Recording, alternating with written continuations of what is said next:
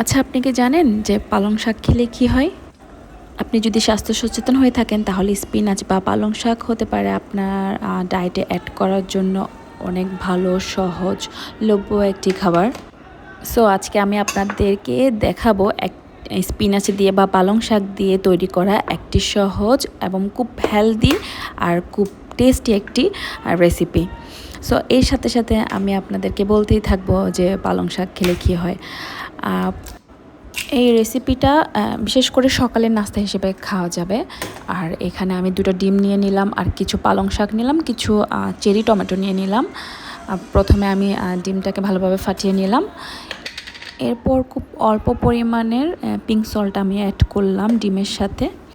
আপনারা এটা স্কিপ করতে পারেন যদি আপনারা সল্টেড বাটার ইউজ করে থাকেন, তাহলে আর সল্ট দেওয়ার প্রয়োজন পড়বে না। দেন আমি আমার চেরি টমেটোগুলো অনেক ছোট, এবং এটা চেরি টমেটোর চেয়েও ছোট। বড় যে টমেটো আছে ওগুলা যতটুকু সম্ভব না দিলে ভালো হয়। চেরি টমেটোর একটা ভালো টেস্ট আছে, এটা খুব ভালো লাগে। সো আপনারা যদি চেরি টমেটোটা না থাকে আপনারা বড় টমেটো দিতে পারেন, বাট যে ওটাই দিবেন যেটা অনেক পাকা আর খুব ছোট ছোট কিউব করে টুকরো করে দিলে ভালো হয়। এরপর আমি আমার টমেটোগুলা কেটে নিলাম। স্পিনাচ বা পালং শাককে কিন্তু সুপারফুডও বলা হয়। এটি যেমন সুস্বাদু খেতে, তেমনি তার উপকারিতাও অনেক। সো আমি আমার চুলাটা জ্বালিয়ে নিলাম। সো আমি এক কিউব বাটার দিয়ে দিলাম। আপনারা চাইলে ঘি ইউজ করতে পারেন, অথবা অয়েল ইউজ করতে পারেন। অলিভ অয়েল অথবা কোকোনাট অয়েলটা ইউজ করলে ভালো হয়।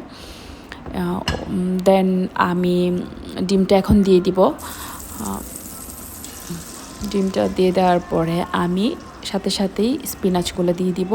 স্পিনাচগুলো যখন একটু সফট হয়ে আসবে, কিংবা ডিমটা একটু যখন হয়ে আসবে, তখন আমি আস্তে করে আমার ওই যে কেটে রাখা যে টমেটোগুলো ওগুলো দিয়ে দিব।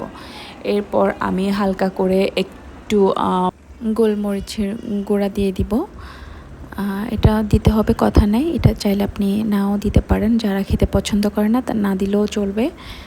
এরপর আমি অল্প পরিমাণে কালো জিরা দিয়ে দিলাম। কালো জিরা আমার খেতে খুব ভালো লাগে, যার কারণে দেয়া। আপনি চাইলে দিতে পারেন, দিলে ভালো, না দিলেও সমস্যা নেই। এরপর আমি চিজ দিয়ে দিলাম। চিজটা দিলে বেবিরা খুব বেশি পছন্দ করে, আর এই ডিশটার টেস্টই চেঞ্জ হয়ে যায় চিজটা দেওয়ার পরে। পালং শাক কিন্তু বেবিদের ডেভেলপমেন্টের জন্য অনেক অনেক অনেক উপকারী, আর হচ্ছে গিয়ে আমাদের চোখের জন্য অনেক উপকারী। আমাদের ইমিউন সিস্টেম বুস্ট করে।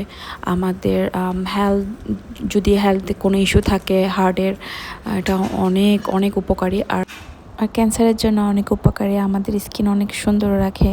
সো আপনারা চেষ্টা করবেন বেশি বেশি করে পালং শাকটা খাওয়ার জন্য। অ্যাটলিস্ট সপ্তাহে 2 দিন যেন আপনাদের এটা ডায়েটে থাকে। আর এভাবে করলে ছোট বড় সবাই অনেক পছন্দ করবে। সো আশা করি আমার ভিডিওটা আপনাদের অনেক ভালো লাগবে। সবাই প্লিজ লাইক করবেন, কমেন্ট করবেন, আর বেশি বেশি ভিডিও দেখবেন। সবাই আমার জন্য দোয়া করবেন, আর এভাবে করে পালং শাক খেতে কিন্তু ভুলবেন না। অ্যাটলিস্ট একবার ট্রাই করে দেখবেন। সো সবাই ভালো থাকবেন। আল্লাহ হাফেজ। আসসালামু আলাইকুম। বাই।